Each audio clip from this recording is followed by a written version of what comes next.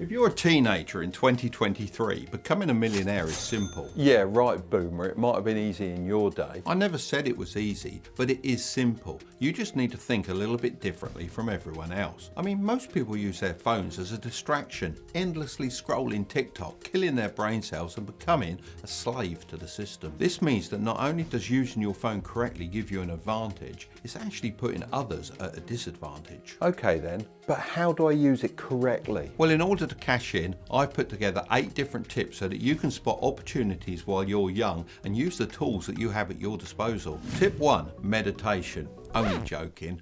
I'm not going to make some boring video about meditation and journaling. Let's be real, that's not going to make you a millionaire. But what will is. Tip 1, realizing there's so much fucking money out there. You have to really understand this, because if you don't, the harsh reality is you're going nowhere. You'll be one of those middle-aged people that never made it. You know, the ones that blame everything on everyone for their misfortune. Oh, it's the government. Oh, it's the blooming recession. You've got to face up to what's going on instead of wasting your early years wrapped up in excuses. But that's not you, and it certainly wasn't me. Even as a teenager, I knew that money was everywhere. I would always see people with cash on their hip, nice cars and luxury homes. Instead of being angry about what other people had, I understood that there was enough wealth out there for me, and instead of hating on the rich and wealthy, I decided to learn from them. Hanging out with my mentor, a guy called Dave Monk, got me involved in a lot of high-level conversations, and seeing how the guys with money acted was so valuable. Believing there is so much money out there will really help you to focus on your goals and take responsibility for your own success. Just think, someone owns all of these buildings, and thinking like this can also allow you to celebrate the success of others and learn from their achievements rather than feeling threatened by them. You really don't have to reinvent the wheel to get rich. All you need to do is position yourself somewhere money is flowing. Just think how crypto was a huge craze in 2021 and how many people made fortunes, not by investing in it, but by launching their own projects. They didn't create the technology of crypto. However, they did notice the money pumping into the space and benefited from it. Sadly, most people don't realize that there's lots of money out there waiting to be claimed, and therefore will never spot these kinds of opportunities. Many even feel like they have to be really lucky or come up with a completely new business idea. In reality, it's so much more simple than that. Successful people often just identify a business that has worked really well in the past and then add their own unique twist to it. Think Uber. I mean, taxis have been around for years. It took Uber just to make it easier and cheaper for everyone to use them. Everything stems back to the core belief that money is everywhere, and once you let go of the idea that money is scarce, everything changes. Tip 2, don't focus on saving. This is the opposite to what many of these online gurus will tell you, but honestly, most of them have made their money the slow way. Believe it or not, I'm actually the opposite. Even though I'm old and grey, I was a millionaire in my 20s and I've lived a fantastic life and I haven't deprived myself of much. I mean, in my life, I've travelled to almost every country on the planet, become a pilot, was a champion race car driver, competed for my country in world championships, and built multi-million-dollar businesses. Have I been silly with my money? No, but I have used it strategically and had lots of fun along the way. When online gurus talk about investing $50 per week from the age of 16 into the S&P 500 at an average return of 7% per year, leading to you having over $1 million by the age of 65, I think they believe this actually excites people. Newsflash, it doesn't. But what should excite you is the free stock worth between $3,000 and $1,000 at public.com are currently giving you once you sign up and fund your account. I'll leave that link down below if you want to pick that up. Most people want to enjoy their money while they're young, just like I did. Don't get me wrong, of course it's very important to start investing small amounts when you're young and not leaving it until the last minute. But ideally, this should be money you don't even notice leaving your bank account and not your lifelong plan to become a millionaire. Investing all of your baby money into the stock market or something you can't control is the worst move that you can make, as it locks up all of your money for testing out side hustles and business ideas. Those are the real ways to make big money. Now, having an emergency fund of 6 months living expenses does take the edge off, and it allows you to take calculated risk without worrying too much. So I'm not fully against saving, I'm just against hoarding cash, as I've never known anyone to make a lot of money in their younger years when they take this approach. So the truth of this lies somewhere in the middle. Use both the fast and the slow lanes. Don't be a prolific saver that denies himself a Starbucks coffee if that's what makes you happy. If you put savings over small things that make your life more enjoyable, then you are giving your money too much power over you. But equally, don't go splashing your cash on pointless things and leave yourself with nothing to invest in your future. Pick what matters most to you and use your money strategically. Tip 3. Quit drinking. Look, I get it. When you're young, drinking is almost a rite of passage. But if you follow what most people do, then you get what most people have. Nothing. As a senior guy, I can tell you from experience, as you get older, you don't have as much energy. Honestly, I'd give up all my money to have a young body again. It's your greatest asset, and if that doesn't illustrate how valuable it is, then nothing will. I say this because most people waste years of their life drinking. This makes zero sense to me, as alcohol is a depressant. Why numb your brain and your body when it's at its peak performance? Personally, I've never been much of a drinker. I realised early on that having the balls to say no gave people a lot more respect for me, and I found enjoyment in other much more productive hobbies like golf. I know a lot of people will say they just want to have fun, and I get that, but first fix the money issue. Get as much of it as you can, and then you can drink as much as you want, but you'll probably find you still want to keep growing your wealth. Once you realise how much fun it is having money and the freedom it gives you, you'll unlock a whole new level to life. Drinking is just an expensive way to distract yourself from the bigger picture whilst losing time, and on top of that, how can we forget the best part? Feeling terrible the next day. What better way to hold you back from your dreams? Once I'd achieved my goals, I loosened the reins a little and have the odd cold beer now and then, but rarely do I have more than one or two. Yeah, no more than two, I fall over.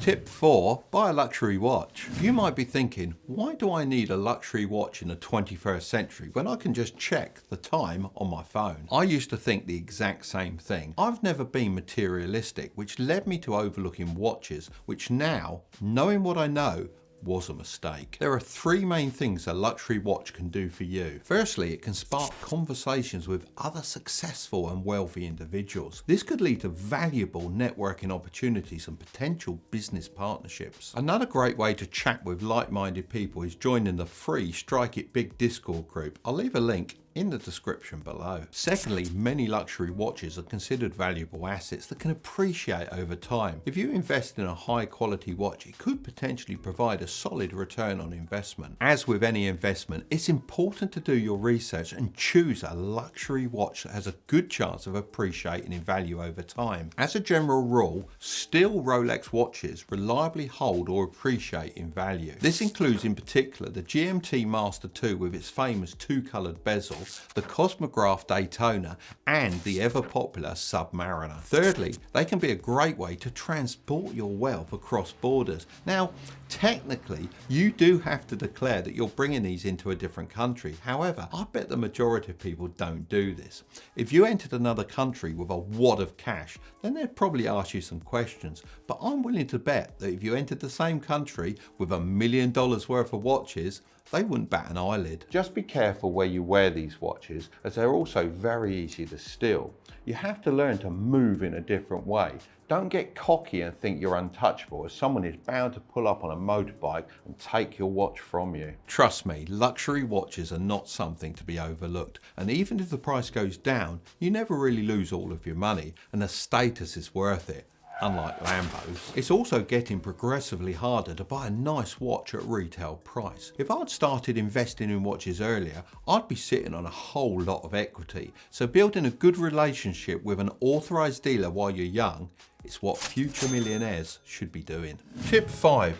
Destroy your ego. There are so many arrogant people out there that think they know everything. They aren't interested in learning, even when someone more successful than them is spelling out the correct way of doing things. I mean, I was watching Gordon Ramsay's Kitchen Nightmares the other day, and these restaurant owners were in dire need of help. Their business was failing, and they called in Gordon to turn their luck around. He came into their restaurant and tried to do exactly that, but their egos were so big that they couldn't take anything on board. It's actually shocking how stubborn some people are. Of course, Be proud of what you do. However, you need to be able to separate pride from your ego. Take some time to self-reflect. Really go into the depth of your weaknesses and form a strategic plan of how to improve them. There are thousands of YouTube videos where experts teach you what you need to know for free. For example, if communication is a weak spot, then there are videos on public speaking and storytelling that you can take full advantage of. Now, learning high-value skills does more than just paying the bills. They compound into every aspect of your business and social life. I used to find what they taught in school to be boring and nonsensical. With my goals and vision, it just didn't make sense for me to waste my time learning about algebra and other things. So I went out and bought my own books about business. I used all my free time to teach myself all the basics of how to start and run a company. I then combined everything I learned with my passion for RC models and started my own company, which went on to make millions and make me the man I am today. Tip 6, build a credit score. If you haven't got a trust fund, then you're going to need to leverage good debt in order to become a millionaire at a young age. And without a good credit score, that's going to be near impossible. I was told when I was younger this famous saying, never a borrower or a lender be, which is completely wrong. I have a feeling this was made up by powerful people years ago to stop you leveraging your way to success. Borrowing money can be one of the best ways to elevate yourself past your born class status. But due to my fear of debt, I never really took advantage of it. This is a personal regret of mine, and I wish I'd borrowed more when I was younger. It really could have helped me leverage my wealth much faster. Now, this isn't for everyone and takes a strong, clear mind to manage, but can work extremely well if done correctly. A credit score is basically a trust and reliability rating used by banks to judge the risk of lending you money. Think of it like this. If every time your mate lends you $5 and you give it back when or before you said you would, then there's a much bigger chance that your mate's going to lend you $100 if you ever need it, because he can trust you. A good credit score is priceless. It will take years to build, but you can lose it in just one wrong move. By taking on debt responsibly and paying it off on time, you can build a positive credit history, which can open up more opportunities for credit in the future. Now, you might be thinking, where do I even begin? Well, start small, of course. At a young age, you can't just wander into a bank and start borrowing heaps of cash. But you may already be paying bills that will count towards your credit rating, such as a phone contract in your name. As soon as you turn 18, make sure to grab yourself a credit card. If that's going to be a while, then you could become an authorized user on your parents' credit card. Either route you take, remember these 3 simple rules. First, make on-time payments. Paying your bills on time is the single most critical factor in building a good credit score. In short, don't be late. Second, keep your credit utilization low. Credit utilization is simply the amount of credit you're using compared to the amount you have available. As a tip, when starting out, stay below 30%. Essentially, don't spend it all. Third, don't apply for too much credit. This can be interpreted as desperation and lower your score significantly. Remember, less is more. If you follow these rules, then you'll certainly be in a good position to start growing your wealth at a rapid rate. Tip 7, follow the money. In life, doing what you love won't always make you rich. While it's important to pursue what you love and enjoy, it's also essential to balance your passions with practicality. If you have a passion but don't think it will pay you, flip the script. A good example of someone doing exactly this is Rick Shields, who we recently interviewed on our podcast Strike It Big. His ambition was to become a professional golfer on the PGA Tour. However, although he was very good in his youth, and to be honest, he still is to this day,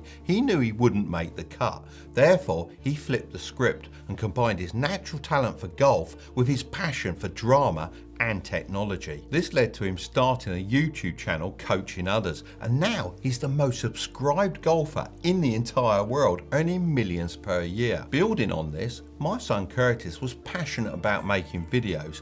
He was making YouTube videos but realised it wasn't going to be successful. So he pivoted to making commercial films for nightclubs, weddings, advertisements and anything in between. It'd take any job. Then he followed the money and niched down into the business coaching space as he enjoyed working with these clients, as those were the videos that made the most money. He's now my business partner in this very channel you're watching, and these videos wouldn't be possible without him. So he's involved in something he loves, making good money, but it's not in the way he originally intended. Both examples here followed the money and flipped the script to work in their favour, and you can do this too. It's crucial to learn skills that are in demand. Identify industries and professions that are thriving and have a future, and invest time and effort in learning the skills that can help you succeed in those areas. Tip 8. Become a quitter. You need to get good at quitting or you'll never succeed. Imagine you're at a cinema and you've paid for your ticket and you sit down to watch the movie. About 10 minutes in, you realise that it's absolute rubbish. It's so boring that a 2-hour chat with your granddad about his childhood dog would be more stimulating. But instead of leaving and doing something else, you decide to stay and watch the whole thing because you feel like you've already paid and you don't want to waste your money. This is an example of sunk cost fallacy. The money you paid for your ticket, it's already spent and it can't be refunded. So whether you stay for the whole movie or leave early, the money's gone. It would be better to cut your losses and leave early if you're not enjoying the movie, rather than sticking around and wasting more time and energy on something you don't like just because you feel like you've already invested in it. The same thing can happen in other areas of your life. Maybe you've invested a lot of time, money or effort into a project that isn't working out, but you keep going just because you feel like you've already put so much in. But just like the movie ticket, the resources you've already invested are a sunk cost. You can't get them back. It's better to cut your losses and move on to something else, rather than sticking around and wasting more resources on something that just isn't working. Let's be honest, making your first million is never going to be easy, but it can be simple. If you're young, use time to your advantage. I made millions while I was young and also built generational wealth by investing for the long term. Don't listen to anyone that tells you that you have to pick one lane. You can do both at the same time. If you want to know some great ways to make money with your phone as a teenager, then I'll leave that video right up there. But don't click on it just yet. Remember to subscribe if you want to grow your wealth, okay? I'll see you over there.